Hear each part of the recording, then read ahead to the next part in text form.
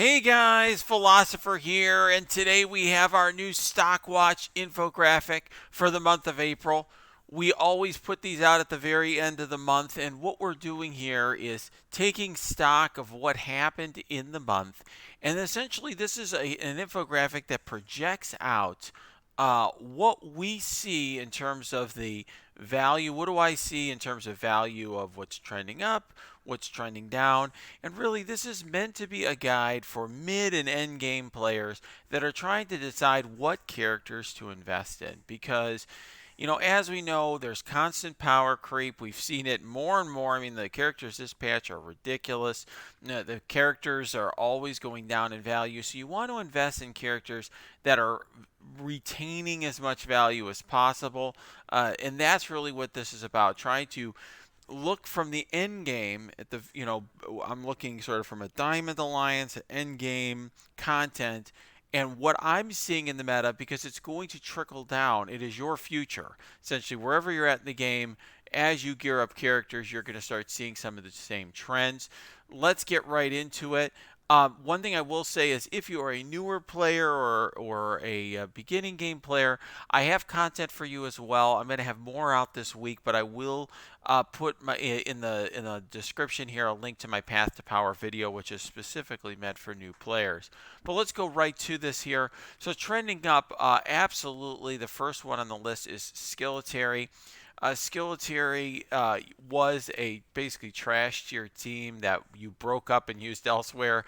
I was using Red Guardian and Hydra 3.0. I was using Black Widow wasn't even on the team at the time, and I had Killmonger off on the Mercs, but now they've put Black Widow onto the team. She is a big upgrade over Killmonger because she gives a cleanse to the team.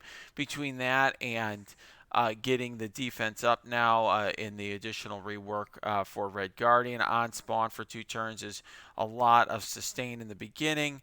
And in addition to that, of course, they now have all these anti-merc abilities. They're essentially immune to blind when they're sped up, which is not only at spawn but pretty often thereafter due to Black Widow on the team. They have a ability that makes it so when somebody gets taunt, they're stealthed and get regens. So there's just a lot of stuff that is meant specifically to counter mercs. That's important because mercs really couldn't be countered at a very high level without like Hydra 3.0 or Black Order. I know I always get a lot of comments from people saying, well, I use X-Force or I use Brotherhood or I use Uncanny. That works like when you have a 300k Merc team, but the Mercs scale very, very well. So if you're facing a 750k Merc team, it's not Brotherhood's not going to work. Uncanny's not going to work. X-Force isn't going to work. That's why at that level, what we were using is stuff like Hydra 3.0 and Black Order. Now we have an alternative, and I'll have a video on that coming out very soon. Nick Fury, he is also trending up, and I considered a lot of options here in the trending up category, but I wanted to put Nick Fury here to highlight the fact that his rework was relatively minor, but it actually was impactful. So he gets the 40% additional health when he's with Kestrel, but he also heals Kestrel, and his summons get deathproof and defense up. And my alliance mate Inept was able to one-shot the skill boss in the Doom raid, which is very, very hard to do. People have come close, never been able, from my knowledge, I haven't had anyone that I've known been able to one-shot that.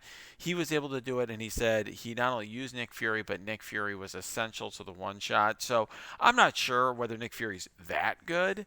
I've experimented a little bit with Nick Fury. I've experimented with Black Widow, but I'll take his word for it. But most importantly, Nick Fury at the very least is a viable option in raids, in the Doom raid.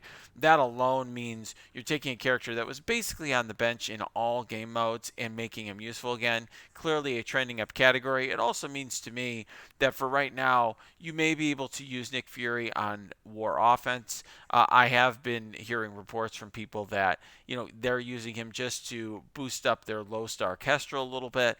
I'm not saying he's necessarily the best choice with her, but the fact that he's even usable at all, I think, makes him trending up.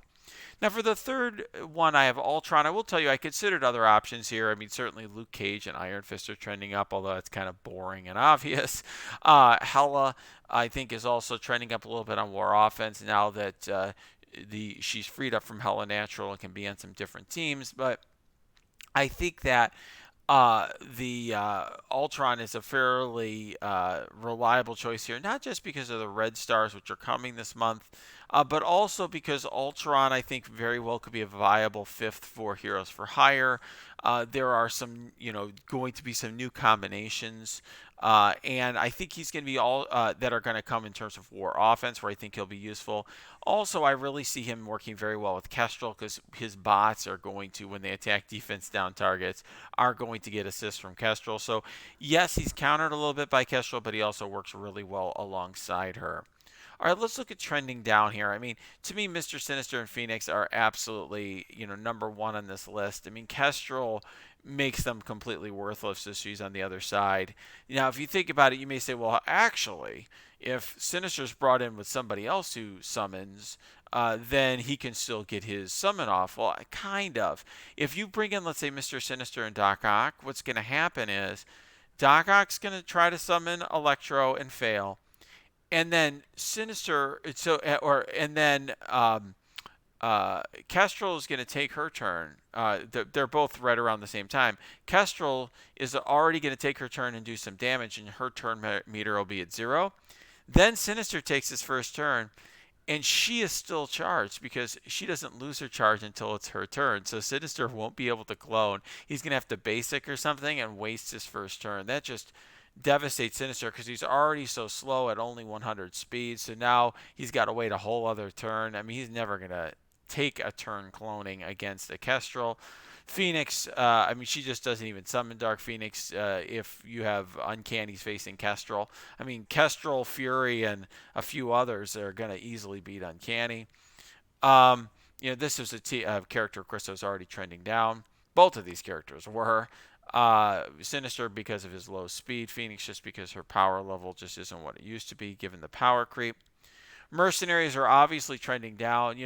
Just last month I was saying that Mercs are the one defense team that hasn't had a new hard counter introduced in the same way that Marauders have had multiple hard counters introduced. And now Skilled Military was a team that had originally been built to counter Marauders, and now they remade them into a Mercenaries counter. So that definitely puts them in the trending down category. Hella Natural is also trending down, and that's because Black Widow's moved to Skilletary. So now, when Black Widow was on Wave 1, in high-level alliance where we see these massive Wave 1 teams, 800k and so forth, and they really scale very well, Wave 1 does, with gear and T4s and all that. But, one of the things that made Hella Natural so effective is that they would flip the speed ups from Black Widow into slows.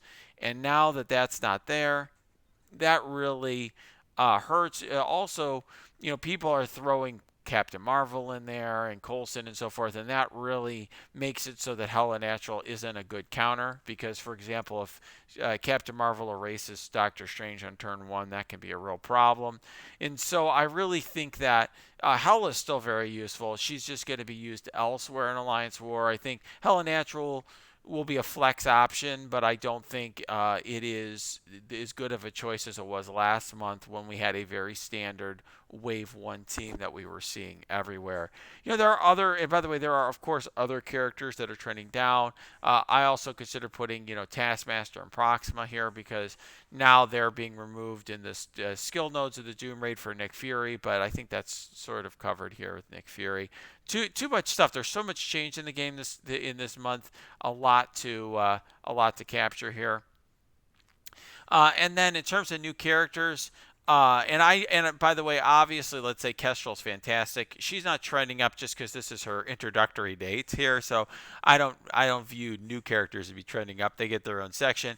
Kestrel, as I said here, she rivals Silver Surfer as the best character in the game. Really, whether she's the best character, the second best, or third best. I mean, she's right up there in that top tier. Easily rivaling Silver Surfer. And then, in terms of her availability, one thing I think is an awesome gift to players in this game is that she's available to everyone via an event campaign. I really encourage free-to-play players to be saving their cores. I'll more on that later. And then Heroes for Hire, I believe that this team is going to really have a massive impact on Alliance War defense. Obviously, as I put the caveat here on paper, maybe it'll be easy in practice to counter this team, but I don't see it. It's going to be very, very powerful team. Definitely going to have a huge impact. Will likely slow down Alliance War, make it less about offense, and bring more of the defense balance there. I also think Colleen Wing's damage stat is so high. She's a higher damager than Black Bolt that she's going to have use elsewhere, even if it's just in the skill nodes in the Doom Raid. I think Misty Knight, because she has the turn 1 ability block, and of course a turn 1 stun, but she has amazing stats. She's going to have use at least in the tech boss node, because the only other ability block options in tech are Vision and Ironheart. So having her, even though she's slow, 100 speed, same as Sinister, even though she's slow, I do think having her around to ability block Doom on the boss node and the tech portion of the Doom Raid, I think makes her useful elsewhere. So I do think that these two characters are very good. All right, investment advice. This has changed a little bit. I was saying before, save your gold promos for Silver Surfer. Now I'd say save your gold promos for Silver Surfer and Kestrel. Obviously, you can't promote either of them yet. But I will say if you've got, let's say, 200, 250 gold promos, I'd save them unless you already have 6, 7-star Silver Surfer and Kestrel. Why not promote the 2 of the top 3 characters in the game as soon as they're available for promotions? Like, that makes a lot of sense to me instead of spending them on these characters. Look, Longshot, for example, who I have as my number 1 here, is a fantastic option for your gold promos, but at this stage now, you've got 2 promotable characters that are a tier above. I mean, Silver Surfer and Kestrel are better than Longshot. So is Doctor Doom. You can't promote Doctor Doom, but you can't promote these 2. So I would definitely save your gold promos for that. Spend your silvers on these characters here.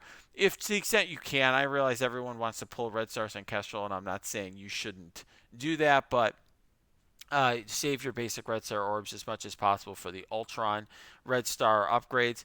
And then here, top 10 red star upgrades. There have been some changes this month. I did move up Baron Zemo because he's become more useful in the Doom Raid, and he's also just become very useful in Arena as well. And then we also had Emma Frost move way down. I mean, Emma Frost just isn't as important as she once was. She's really just not seeing a lot of use. She's occasionally used in the arena, not really used in raids. Her defense team is not very good in war anymore. I did move up Hela and Symbiote Spider-Man. Hela is becoming, I think, going to be increasingly important in Alliance War offense, partly for potentially removing Death Proof, but also just she's going to be useful, I think, in a number of different teams now that there's going to be a flux at Alliance War offense teams. And she's still fantastic, by the way, in Doom Raid. Symbiote Spider-Man, of course, still very, very valuable in the Doom Raid and in DD4. So definitely worth investing in. All right, looking forward. Continue. Number 1 is still the same as before. Build your roster to farm the Doom Raid for Blue ISO and the new raid milestones. I really think Blue ISO still isn't in the game yet. Now is the time for you to look forward to Doom Raid. I'll put below my Doom Raid guide for for alliances that are just starting Doom Raid for the first time. It talks about lane assignments. It also talks about what characters to build. And then number 2, and this is key, and I'll put out a video on this too, saving cores to refresh event energy for Kestrel. You really want to make sure that, particularly if you're free to play or guppy player, that you save your cores.